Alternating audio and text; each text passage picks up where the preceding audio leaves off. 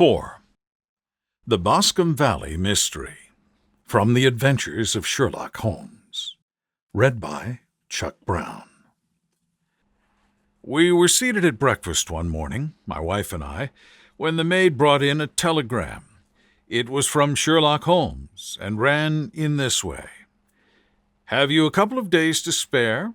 Have just been wired for from the west of England in connection with Boscome Valley tragedy. Shall be glad if you will come with me. Air and scenery perfect. Leave Paddington by the 11:15. "What do you say, dear?" said my wife, looking across at me. "Will you go?" "Oh, I really don't know what to say. I have a fairly long list at present."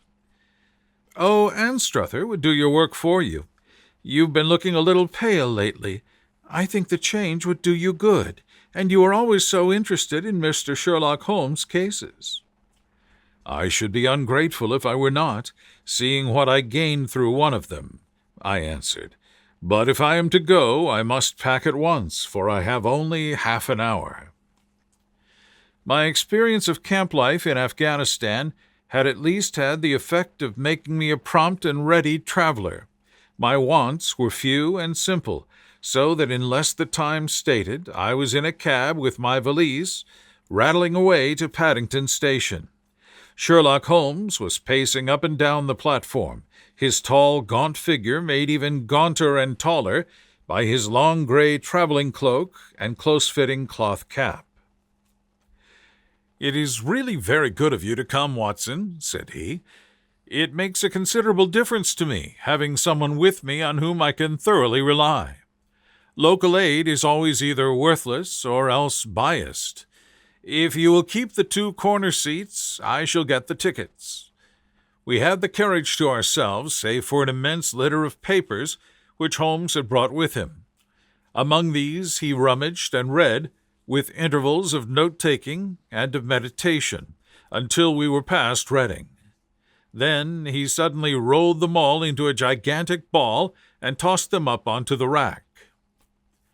"Have you heard anything of the case?" he asked. "Not a word. I have not seen a paper for some days. The London press has not had very full accounts. I have just been looking through all the recent papers in order to master the particulars. It seems, from what I gather, to be one of those simple cases which are so extremely difficult." "That sounds a little paradoxical, but it is profoundly true. Singularity is almost invariably a clue. The more featureless and commonplace a crime is, the more difficult it is to bring it home.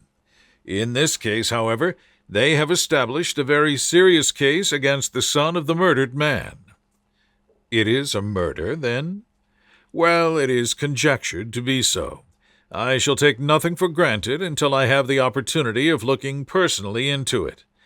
I will explain the state of things to you, as far as I have been able to understand it, in a very few words. Boscome Valley is a country district not very far from Ross, in Herefordshire. The largest landed proprietor in that area is a Mr. John Turner, who made his money in Australia and returned some years ago to the old country. One of the farms which he held, that of Hatherley, was let to Mr. Charles McCarthy, who was also an ex-Australian. The men had known each other in the colonies, so that it was not unnatural that when they came to settle down they should do so as near each other as possible. Turner was apparently the richer man, so McCarthy became his tenant, but still remained, it seems, upon terms of perfect equality, as they were frequently together. McCarthy had one son, a lad of 18, and Turner had an only daughter of the same age, but neither of them had wives living. They appeared to have avoided the society of the neighboring English families, and to have led retired lives, though both the McCarthys were fond of sport, and were frequently seen at the race meetings of the neighborhood. McCarthy kept 2 servants, a man and a girl. Turner had a considerable household, some half-dozen at the least. That is as much as I've been able to gather about the families. Now for the facts.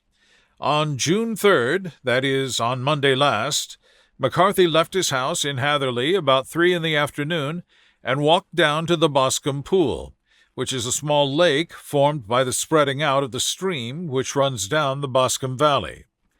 He had been out with his serving man in the morning at Ross, and had told the man that he must hurry, as he had an appointment of importance to keep at 3. From that appointment he never came back alive. From Hatherley farmhouse to the Boscome pool is 1/4 of a mile, and 2 people saw him as he passed over this ground. One was an old woman, whose name is not mentioned, and the other was William Crowder, a gamekeeper in the employ of Mr. Turner. Both these witnesses depose that Mr. McCarthy was walking alone. The gamekeeper adds that within a few minutes of his seeing Mr. McCarthy pass, he had seen his son, Mr. James McCarthy, going the same way with a gun under his arm. To the best of his belief, his father was actually in sight at the time, and the son was following him. He thought no more of the matter until he heard in the evening of the tragedy that had occurred. The 2 McCarthys were seen after the time when William Crowder, the gamekeeper, lost sight of them. The Boscome pool is thickly wooded round, with just a fringe of grass and of reeds round the edge. A girl of 14, Patience Moran, who is the daughter of the lodgekeeper of the Boscome Valley estate, was in one of the woods picking flowers. She states that while she was there, she saw, at the border of the wood and close by the lake, Mr. McCarthy and his son, and that they appeared to be having a violent quarrel. She heard Mr. McCarthy the elder using very strong language to his son, and she saw the latter raise up his hand as if to strike his father. She was so frightened by their violence that she ran away, and told her mother when she reached home that she had left the 2 McCarthys quarreling near Boscome pool, and that she was afraid that they were going to fight. She had hardly said the words when young Mr. McCarthy came running up to the lodge to say that he had found his father dead in the wood, and to ask for the help of the lodgekeeper. He was much excited, without either his gun or his hat, and his right hand and sleeve were observed to be stained with fresh blood. On following him, they found the dead body stretched out upon the grass beside the pool. The head had been beaten in by repeated blows of some heavy and blunt weapon. The injuries were such as might very well have been inflicted by the butt end of his son's gun, which was found lying on the grass within a few paces of the body. Under these circumstances, the young man was instantly arrested, and a verdict of wilful murder having been returned at the inquest on Tuesday, he was on Wednesday brought before the magistrates at Ross, who have referred the case to the next assizes. Those are the main facts of the case as they came out before the coroner and the police court.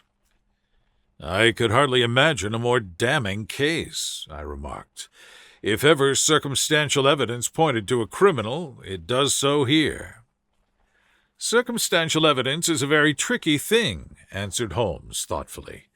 "It may seem to point very straight to one thing, but if you shift your own point of view a little, you may find it pointing in an equally uncompromising manner to something entirely different. It must be confessed, however, that the case looks exceedingly grave against the young man, and it is very possible that he is indeed the culprit. There are several people in the neighborhood, however, and among them Miss Turner, the daughter of the neighboring landowner, who believe in his innocence, and who have retained Lestrade, whom you may recollect in connection with the study in scarlet, to work out the case in his interest.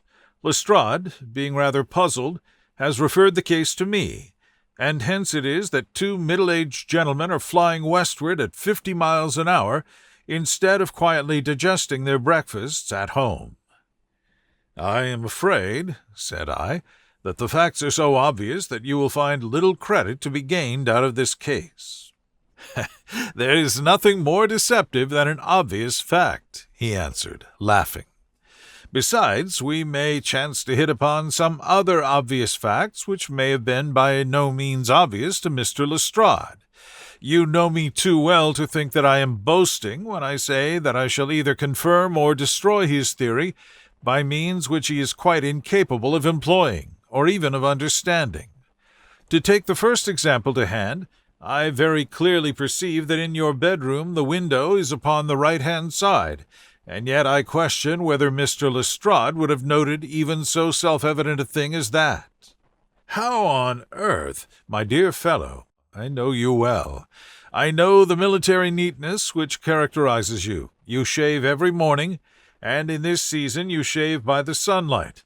But since your shaving is less and less complete as we get farther back on the left side, until it becomes positively slovenly as we get round the angle of the jaw, it is surely very clear that the side is less illuminated than the other. I could not imagine a man of your habits looking at himself in an equal light and being satisfied with such a result. I only quote this as a trivial example of observation and inference. Therein lies my métier, and it is just possible that it may be of some service in the investigation which lies before us. There are one or two minor points which were brought out in the inquest and which are worth considering. What are they? It appears that his arrest did not take place at once, but after the return to Hatherley Farm.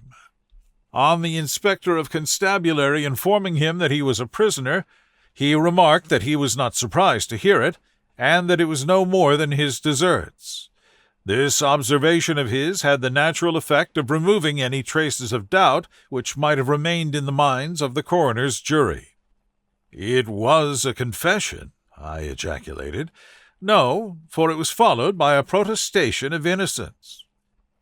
Coming on the top of such a damning series of events, it was at least a most suspicious remark. "On the contrary," said Holmes, "it is the brightest rift which I can at present see in the clouds. However innocent he may be, he could not be such an absolute imbecile as not to see that the circumstances were very black against him. Had he appeared surprised at his own arrest, or feigned indignation at it, I should have looked upon it as highly suspicious, because such surprise or anger would not be natural under the circumstances, and yet might appear to be the best policy to a scheming man. His frank acceptance of the situation marks him as either an innocent man, or else as a man of considerable self-restraint and firmness. As to his remark about his deserts, it was also not unnatural if you consider that he stood beside the dead body of his father, and that there is no doubt that he had that very day so far forgotten his filial duty as to bandy words with him, and even, according to the little girl whose evidence is so important, to raise his hand as if to strike him. The self-reproach and contrition which are displayed in his remark appear to me to be the signs of a healthy mind rather than of a guilty one. I shook my head. "Many men have been hanged on far slighter evidence," I remarked. "So they have, and many men have been wrongfully hanged." "What is the young man's own account of the matter?" "It is, I am afraid, not very encouraging to his supporters, though there are one or two points in it which are suggestive. You will find it here, and may read it for yourself." He picked out from his bundle a copy of the local Herefordshire paper, and having turned down the sheet, he pointed out the paragraph in which the unfortunate young man had given his own statement of what had occurred. I settled myself down in the corner of the carriage and read it very carefully. It ran this way: "Mr. James McCarthy, the only son of the deceased, was then called and gave evidence as follows. I had been away from home for 3 days at Bristol, and had only just returned upon the morning of last Monday, the 3rd. My father was absent from home at the time of my arrival, and I was informed by the maid that he had driven over to Ross with John Cobb, the groom. Shortly after my return I heard the wheels of his trap in the yard, and looking out of my window I saw him get out and walk rapidly out of the yard, though I was not aware in which direction he was going. I then took my gun and strolled out in the direction of the Boscome pool, with the intention of visiting the rabbit warren, which is upon the other side. On my way I saw William Crowder, the gamekeeper, as he had stated in his evidence, but he is mistaken in thinking that I was following my father. I had no idea that he was in front of me. When about 100 yards from the pool, I heard a cry of "Coo-ee!" which was a usual signal between my father and myself. I then hurried forward and found him standing by the pool. He appeared to be much surprised at seeing me and asked me rather roughly what I was doing there. A conversation ensued which led to high words and almost to blows, for my father was a man of a very violent temper. Seeing that his passion was becoming ungovernable, I left him and returned toward Hatherley Farm. I had not gone more than 150 yards, however, when I heard a hideous outcry behind me, which caused me to run back again. I found my father expiring upon the ground, with his head terribly injured. I dropped my gun and held him in my arms, but he almost instantly expired. I knelt beside him for some minutes, and then made my way to Mr. Turner's lodgekeeper, his house being the nearest, to ask for assistance. I saw no one near my father when I returned, and I have no idea how he came by his injuries. He was not a popular man, being somewhat cold and forbidding in his manners, but he had, as far as I know, no active enemies. I know nothing further of the matter. The Coroner: Did your father make any statement to you before he died? Witness: He mumbled a few words, but I could only catch some allusion to a rat. The Coroner: What did you understand by that? Witness: It conveyed no meaning to me. I thought that he was delirious. The Coroner: What was the point upon which you and your father had this final quarrel? Witness: I should prefer not to answer. The Coroner: I am afraid that I must press it. Witness: It is really impossible for me to tell you. I can assure you that it has nothing to do with the sad tragedy which followed. The Coroner: That is for the court to decide. I need not point out to you that your refusal to answer will prejudice your case considerably in any future proceedings which may arise. Witness: I must still refuse. The Coroner: I understand that the cry of "Coo-ee" was a common signal between you and your father. Witness: It was. The Coroner: How was it then that he uttered it before he saw you and before he even knew that you had returned from Bristol? Witness, with considerable confusion: I do not know. A juryman: Did you see nothing which aroused your suspicions when you returned on hearing the cry and found your father fatally injured? Witness: Nothing definite. The Coroner: What do you mean? Witness: I was so disturbed and excited as I rushed out into the open that I could think of nothing except of my father. Yet I have a vague impression that as I ran forward, something lay upon the ground to the left of me. It seemed to me to be something gray in color, a coat of some sort, or a plaid perhaps. When I rose from my father I looked round for it, but it was gone. Do you mean that it disappeared before you went for help? Yes, it was gone. You cannot say what it was? No, I had a feeling something was there. How far from the body? 12 yards or so.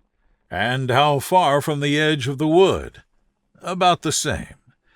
Then, if it was removed, it was while you were within 12 yards of it? Yes, but with my back towards it. This concluded the examination of the witness. I see, said I, as I glanced down the column, that the coroner in his concluding remarks was rather severe upon young McCarthy. He calls attention, and with reason, to the discrepancy about his father having signaled to him before seeing him, also to his refusal to give details of his conversation with his father, and his singular account of his father's dying words. They are all, as he remarks, very much against the son. Holmes laughed softly to himself, and stretched himself out upon the cushioned seat. "Both you and the coroner have been at some pains," said he, "to single out the very strongest points in the young man's favor. Don't you see that you alternately give him credit for having too much imagination and too little? Too little if he could not invent a cause of quarrel which would give him the sympathy of the journey, too much if he evolved from his own inner consciousness anything so outre as a dying reference to a rat, and the incident of the vanishing cloth. No, sir. I shall approach this case from the point of view that what this young man says is true, and we shall see whither that hypothesis will lead us. And now here is my pocket Petrarch, and not another word shall I say of this case until we are on the scene of action. We lunch at Swindon, and I see that we shall be there in 20 minutes. It was nearly 4 o'clock when we at last, after passing through the beautiful Stroud Valley and over the broad gleaming Severn, found ourselves at the pretty little country town of Ross. A lean, ferret-like man, furtive and sly-looking, was waiting for us upon the platform. In spite of the light brown dust coat and leather leggings which he wore in deference to his rustic surroundings, I had no difficulty in recognizing Lestrade of Scotland Yard. With him we drove to the Hereford Arms, where a room had already been engaged for us. "I have ordered a carriage," said Lestrade, as we sat over a cup of tea. "I knew your energetic nature, and that you would not be happy until you had been on the scene of the crime." "It was very nice and complimentary of you," Holmes answered.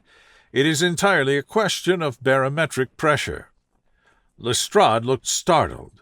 "I do not quite follow," he says. "How is the glass? 29, I see. No wind, and not a cloud in the sky. I have a case full of cigarettes here which need smoking, and the sofa is very much superior to the usual country hotel abomination. I do not think that it is probable that I shall use the carriage tonight." Lestrade laughed indulgently. "You have, no doubt, already formed your conclusions from the newspapers," he said. "The case is as plain as a pikestaff, and the more one goes into it, the plainer it becomes. Still, of course, one can't refuse a lady, and such a very positive one, too. She has heard of you, and would have your opinion, though I repeatedly told her that there was nothing which you could do which I had not already done. Why, bless my soul, here is her carriage at the door." He had hardly spoken before there rushed into the room one of the most lovely young women that I have ever seen in my life. Her violet eyes shining, her lips parted, a pink flush upon her cheeks, all thought of her natural reserve lost in her overpowering excitement and concern.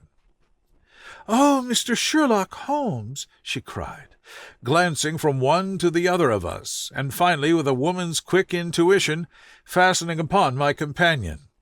"I am so glad that you have come. I have driven down to tell you so. I know that James didn't do it. I know it, and I want you to start upon your work knowing it too. Never let yourself doubt upon that point. We have known each other since we were little children, and I know his faults as no one else does. But he is too tender-hearted to hurt a fly. Such a charge is absurd to anyone who really knows him." "I hope we may clear him, Miss Turner," said Sherlock Holmes. "You may rely on my doing all that I can." "But you have read the evidence. You have formed some conclusion. Do you not see some loophole, some flaw? Do you not yourself think that he is innocent?" "I think that it is very probable." "There now," she cried, throwing back her head and looking defiantly at Lestrade. "You hear? He gives me hopes." Lestrade shrugged his shoulders. "I am afraid that my colleague has been a little quick in forming his conclusions," he said. "But he is right. Oh, I know that he is right. James never did it. And about his quarrel with his father, I am sure that the reason why he would not speak about it to the coroner was because I was concerned in it." "In what way?" asked Holmes. "It is no time for me to hide anything. James and his father had many disagreements about me. Mr. McCarthy was very anxious that there should be a marriage between us. James and I have always loved each other as brother and sister, but of course he is young and has seen very little of life yet, and, well, he naturally did not wish to do anything like that yet. So there were quarrels, and this, I am sure, was one of them." "And your father?" asked Holmes. "Was he in favor of such a union?" "No, he was averse to it also. No one but Mr. McCarthy was in favor of it. A quick blush passed over her fresh young face as Holmes shot one of his keen, questioning glances at her. "Thank you for this information," said he. "May I see your father if I call tomorrow?" "I'm afraid the doctor won't allow it." "The doctor?" "Yes, have you not heard? Poor father has never been strong for years back, but this has broken him down completely. He is taken to his bed, and Dr. Willows says that he is a wreck and that his nervous system is shattered. Mr. McCarthy was the only man alive who had known Dad in the old days in Victoria." "Ha! In Victoria! That is important." "Yes, at the mines." "Quite so, at the gold mines, where, as I understand, Mr. Turner made his money." "Yes, certainly." "Thank you, Miss Turner. You have been of material assistance to me."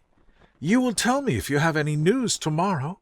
No doubt you will go to the prison to see James. Oh, if you do, Mr. Holmes, do tell him that I know him to be innocent." "I will, Miss Turner." "I must go home now, for Dad is very ill, and he misses me so if I leave him. Good-bye, and God help you in your undertaking." She hurried from the room as impulsively as she had entered, and we heard the wheels of her carriage rattle off down the road. "I am ashamed of you, Holmes," said Lestrade with dignity after a few minutes' silence. "Why should you raise up hopes which you are bound to disappoint? I am not over-tender of heart, but I call it cruel." "I think that I see my way to clearing James McCarthy," said Holmes. "Have you an order to see him in prison?" "Yes, but only for you and me." "Then I shall reconsider my resolution about going out. We have still time to take a train to Hereford and see him tonight." "Ample." "Then let us do so. Watson, I fear that you will find it very slow, but I shall only be away a couple of hours."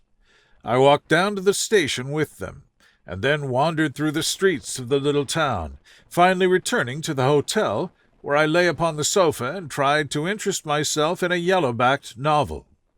The puny plot of the story was so thin, however, when compared to the deep mystery through which we were groping, and I found my attention wanders so continuously from the action to the fact, that I at last flung it across the room and gave myself up entirely to a consideration of the events of the day. Supposing that this unhappy young man's story were absolutely true, then what hellish thing, what absolutely unforeseen and extraordinary calamity could have occurred between the time when he parted from his father and the moment when, drawn back by his screams, he rushed into the glade? It was something terrible and deadly. What could it be? Might not the nature of the injuries reveal something to my medical instincts? I rang the bell and called for the weekly county paper, which contained a verbatim account of the inquest. In the surgeon's deposition it was stated that the posterior third of the left parietal bone and the left half of the occipital bone had been shattered by a heavy blow from a blunt weapon. I marked the spot upon my own head. Clearly, such a blow must have been struck from behind. That was, to some extent, in favor of the accused, as when seen quarreling he was face to face with his father. Still, it did not go for very much, for the older man might have turned his back before the blow fell. Still, it might be worth while to call Holmes's attention to it. Then there was the peculiar dying reference to a rat. What could that mean? It could not be delirium. A man dying from a sudden blow does not commonly become delirious.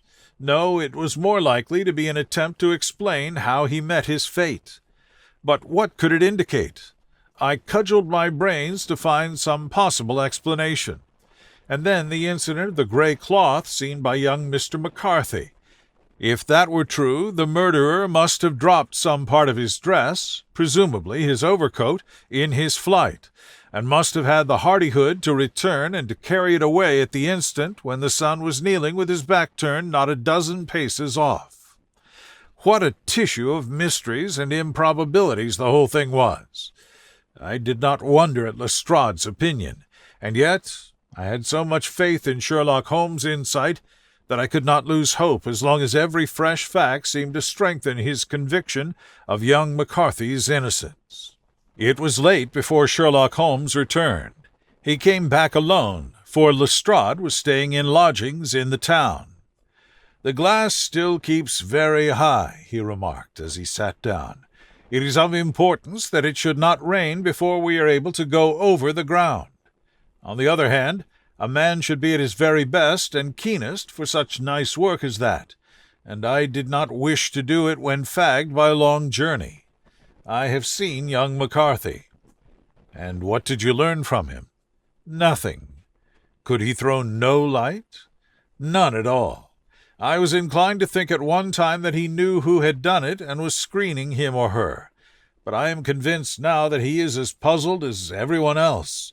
He is not a very quick-witted youth, though comely to look at, and, I should think, sound at heart."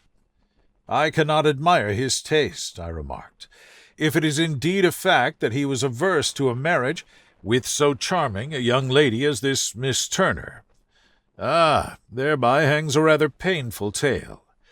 This fellow is madly, insanely in love with her, but some 2 years ago, when he was only a lad, and before he really knew her, for she had been away 5 years at a boarding school, what does the idiot do but get into the clutches of a barmaid in Bristol and marry her at a registry office?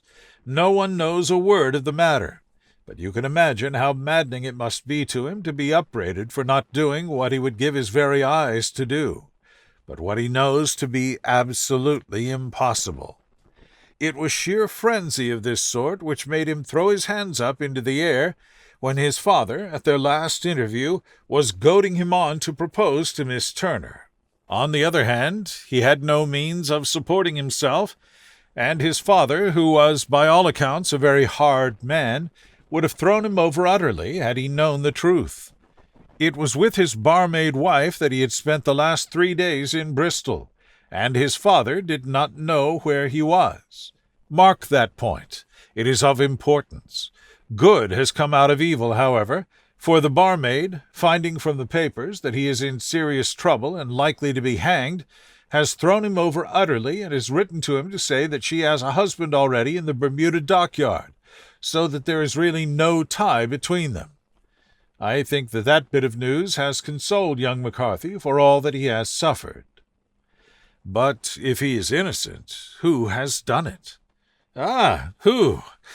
I would call your attention very particularly to 2 points. One is that the murdered man had an appointment with someone at the pool, and that the someone could not have been his son, for his son was away, and he did not know when he would return. The second is that the murdered man was heard to cry "Coo-ee" before he knew that his son had returned. Those are the crucial points upon which the case depends. And now let us talk about George Meredith, if you please, and we shall leave all minor matters until tomorrow. There was no rain, as Holmes had foretold, and the morning broke bright and cloudless. At 9 o'clock, Lestrade called for us with the carriage, and we set off to Hatherley Farm and the Boscome pool. "There is serious news this morning," Lestrade observed. "It is said that Mr. Turner of the Hall is so ill that his life is despaired of." "An elderly man, I presume?" said Holmes. "About 60, but his constitution has been shattered by his life abroad, and he has been in failing health for some time. This business has had a very bad effect upon him. He was an old friend of McCarthy's, and, I may add, a great benefactor to him, for I have learned that he gave him Hatherley Farm rent-free." "Indeed, that is interesting," said Holmes. "Oh, yes. In 100 other ways he has helped him. Everybody about here speaks of his kindness to him." "Really? Does it not strike you as a little singular that this McCarthy, who appears to have had little of his own, and to have been under such obligations to Turner, should still talk of marrying his son to Turner's daughter, who is, presumably, heiress to the estate, and that in such a very cocksure manner, as if it were merely a case of a proposal and all else would follow. It is the more strange, since we know that Turner himself was averse to the idea. The daughter told us as much. Do you not deduce something from that? We have got to the deductions and the inferences, said Lestrade, winking at me. I find it hard enough to tackle facts, Holmes, without flying away after theories and fancies. You are right, said Holmes demurely. You do find it very hard to tackle the facts. Anyhow, I have grasped one fact which you seem to find it difficult to get hold of, replied Lestrade with some warmth. And that is, that McCarthy Sr. met his death from McCarthy Jr., and that all theories to the contrary are the merest moonshine. Well, moonshine is a brighter thing than fog, said Holmes, laughing. But I am very much mistaken if this is not Hatherley Farm upon the left. Yes, that is it. It was a widespread, comfortable-looking building, 2 stories, slate-roofed, with great yellow blotches of lichen upon the grey walls.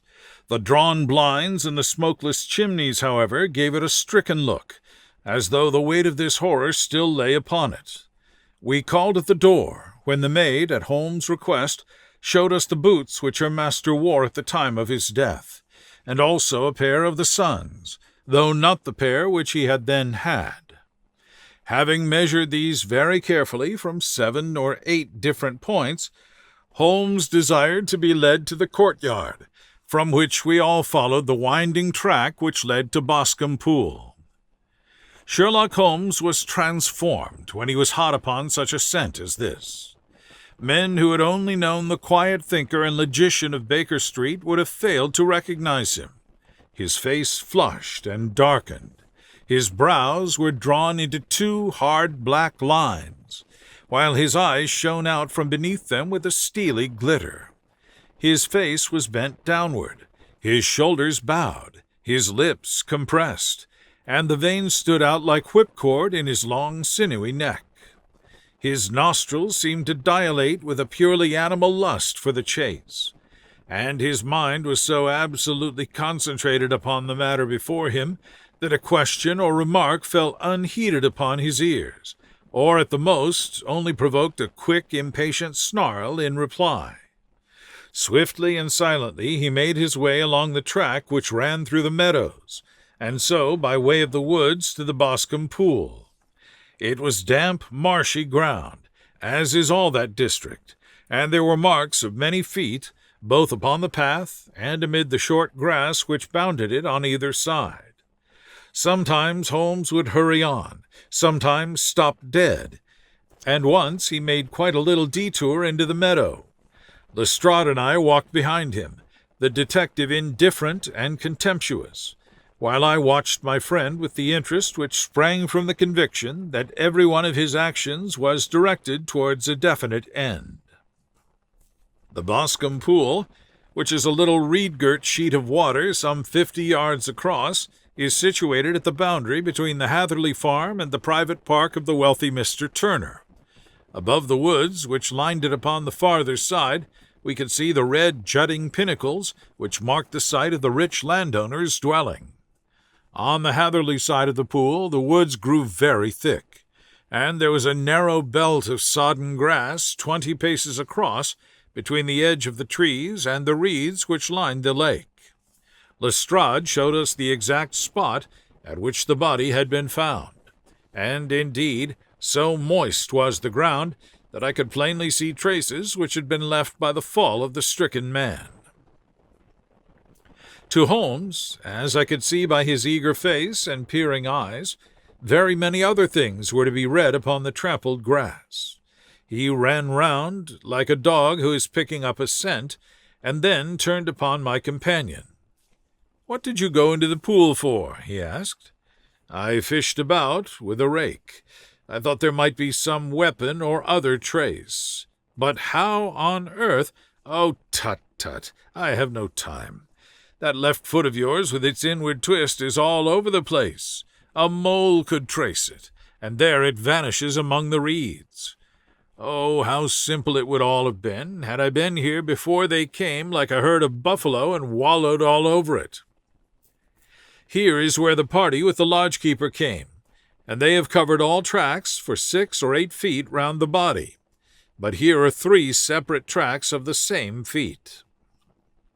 He drew out a lens and lay down upon his waterproof to have a better view, talking all the time rather to himself than to us. These are young McCarthy's feet. Twice he was walking, and once he ran swiftly, so that the soles are deeply marked and the heels hardly visible. That bears out his story. He ran when he saw his father on the ground. Then here are the father's feet as he paced up and down. What is this, then? It is the butt end of the gun as the son stood listening. And this? Ha ha! What have we here? Tiptoes. Square, too. Quite unusual boots. They come, they go, they come again. Of course, that was for the cloak. Now, where did they come from? He ran up and down, sometimes losing, sometimes finding the track, until we were well within the edge of the wood and under the shadow of a great beech, the largest tree in the neighborhood. Holmes traced his way to the farther side of this, and lay down once more upon his face with a little cry of satisfaction. For a long time he remained there, turning over the leaves and dried sticks, gathering up what seemed to me to be dust into an envelope, and examining with his lens not only the ground, but even the bark of the tree as far as he could reach.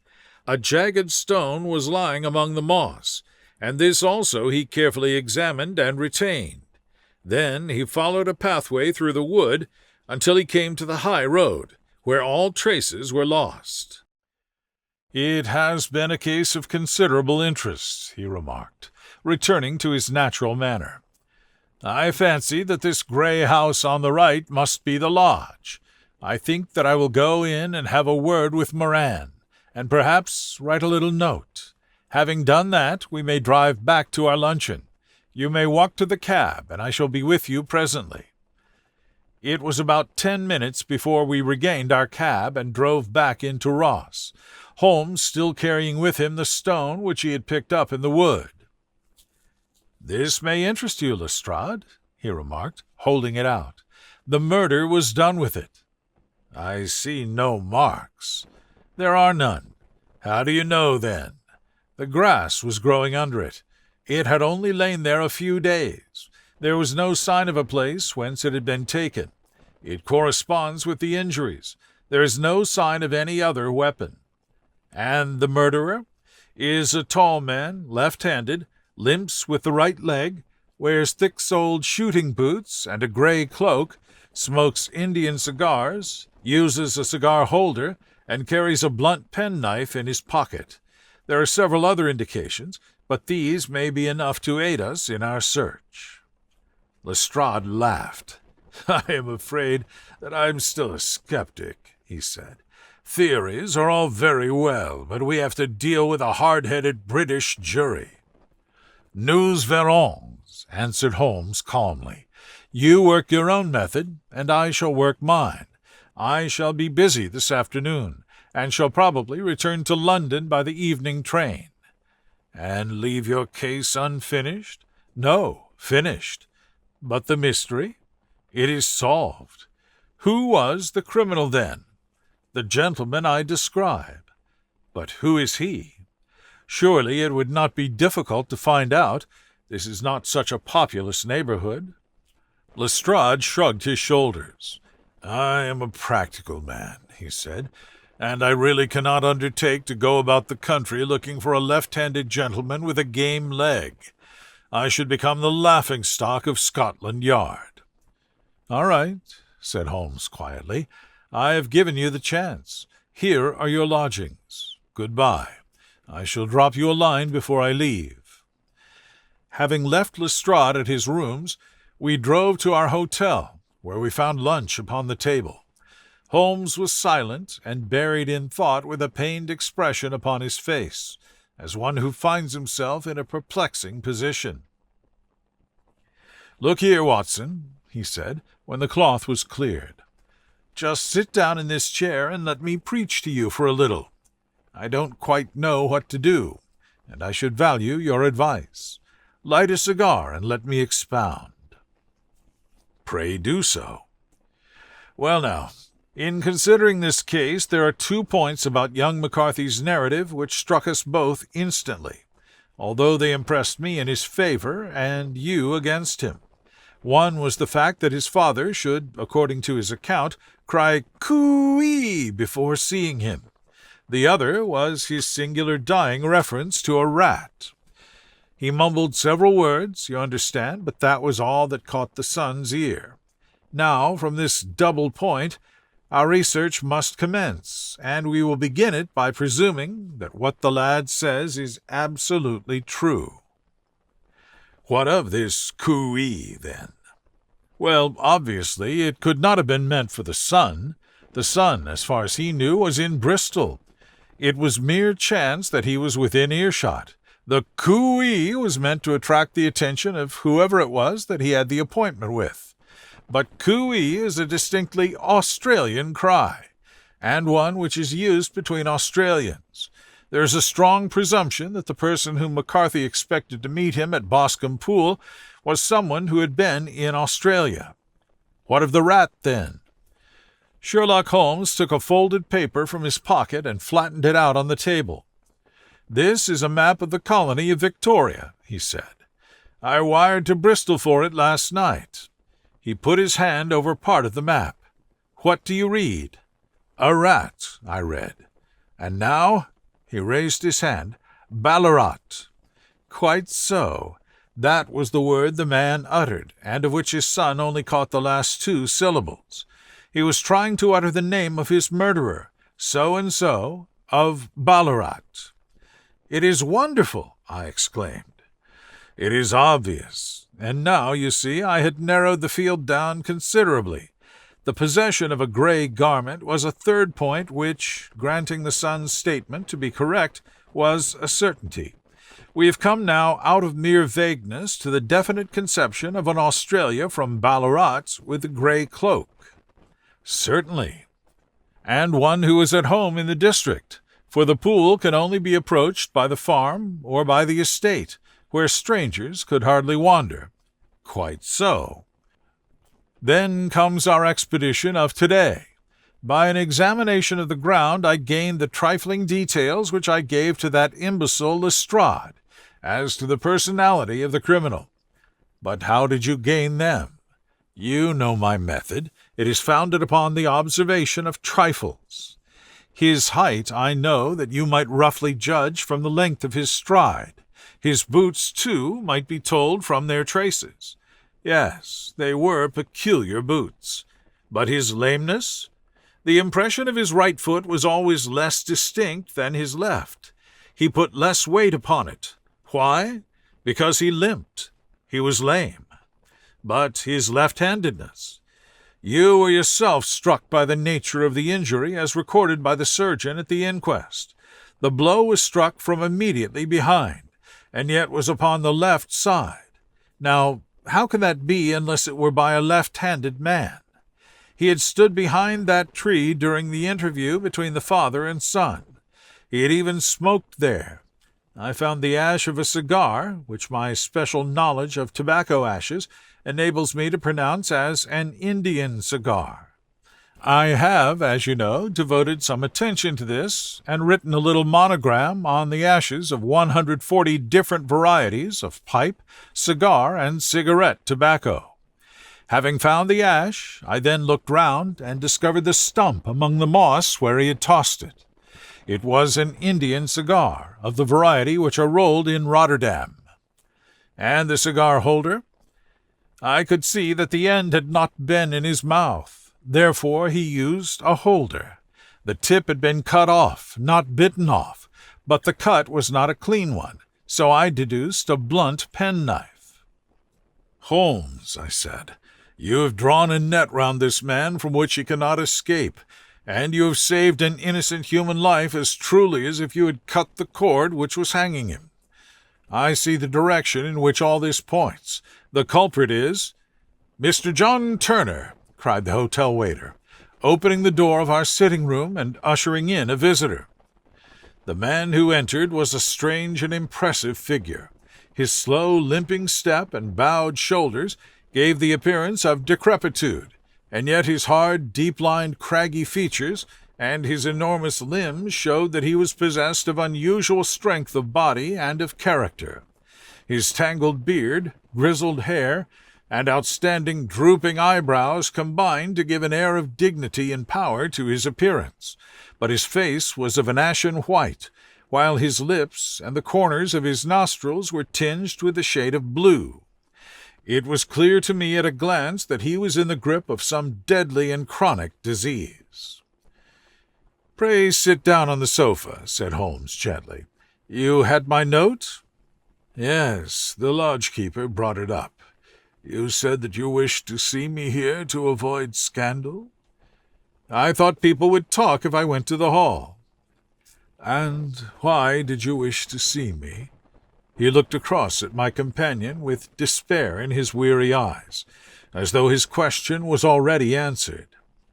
"Yes," said Holmes, answering the look rather than the words. "It is so. I know all about McCarthy." The old man sank his face in his hands.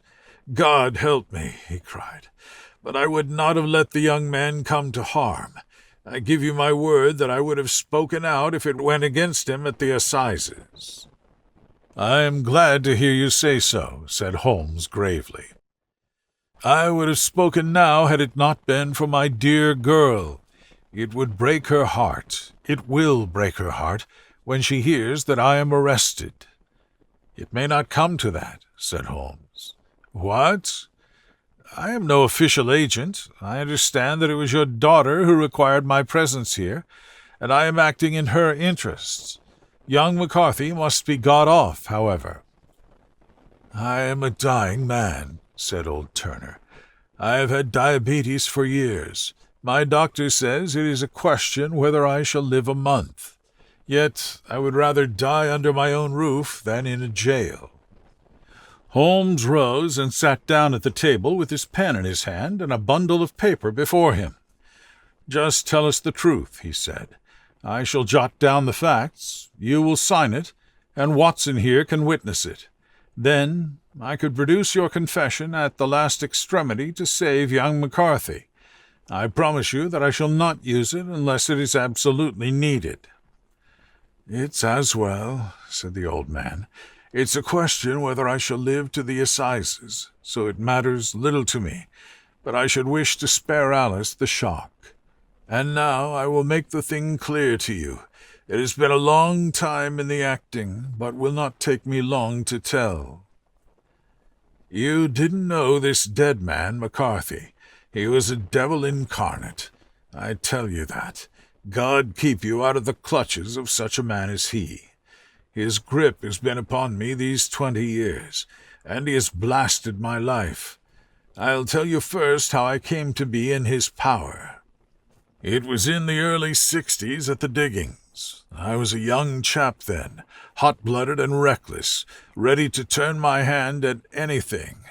I got among bad companions, took to drink, had no luck with my claim, took to the bush, and in a word became what you would call over here a highway robber. There were 6 of us, and we had a wild, free life of it, sticking up a station from time to time or stopping the wagons on the road to the diggings. Black Jack of Ballarat was the name I went under, and our party is still remembered in the colony as the Ballarat Gang. One day a gold convoy came down from Ballarat to Melbourne, and we lay in wait for it and attacked it. There were 6 troopers and 6 of us, so it was a close thing, but we emptied 4 of their saddles at the first volley. 3 of our boys were killed, however, before we got the swag. I put my pistol to the head of the wagon driver, who was this very man McCarthy. I wish to the Lord I had shot him then, but I spared him, though I saw his wicked little eyes fixed on my face, as though to remember every feature. We got away with the gold, became wealthy men, and made our way over to England without being suspected.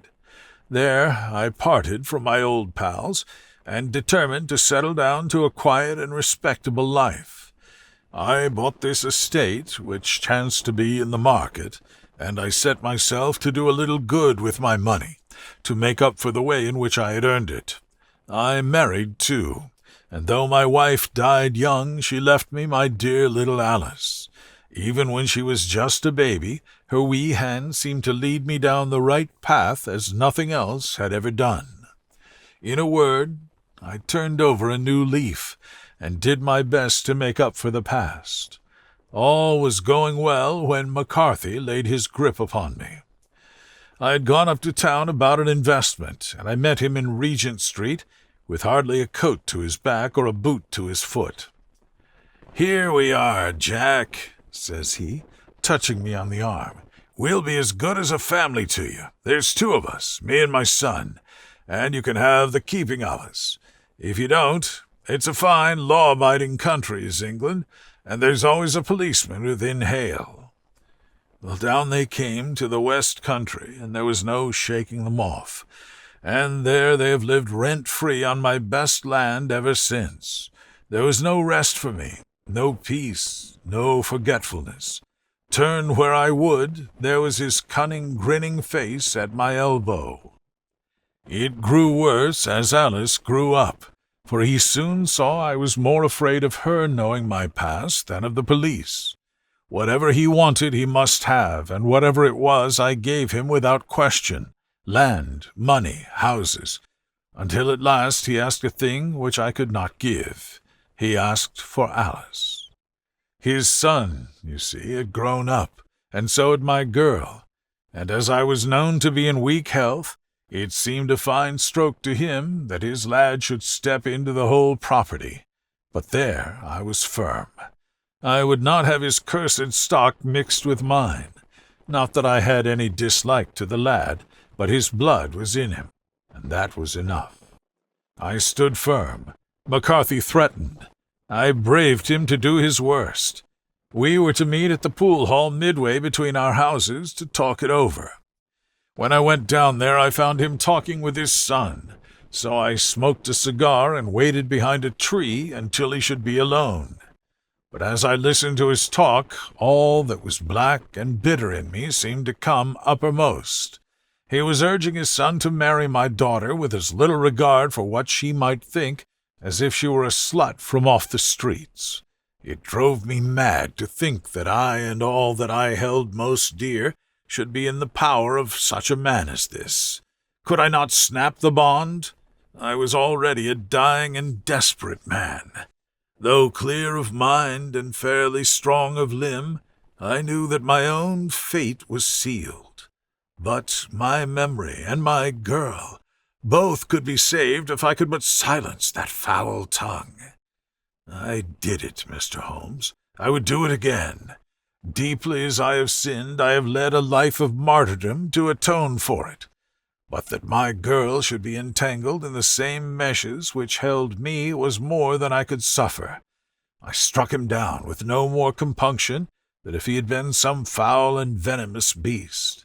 His cry brought back his son, but I had gained the cover of the wood, though I was forced to go back to fetch the cloak which I had dropped in my flight. That is the true story, gentlemen, of all that occurred. "Well, it is not for me to judge you," said Holmes, as the old man signed the statement which had been drawn out. "I pray that we may never be exposed to such a temptation." "I pray not, sir. And what do you intend to do?" "In view of your health, nothing.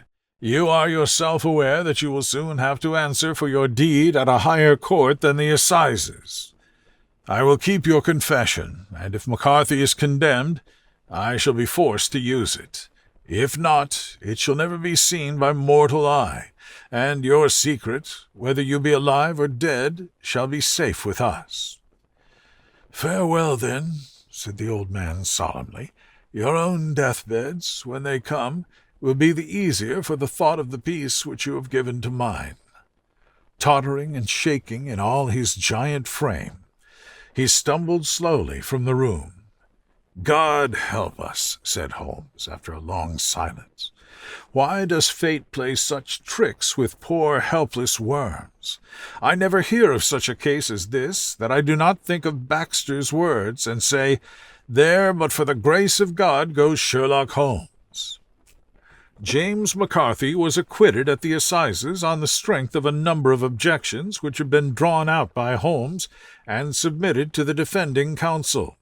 Old Turner lived for 7 months after our interview, but he is now dead, and there is every prospect that the son and daughter may come to live happily together in ignorance of the black cloud which rests upon their past. The End.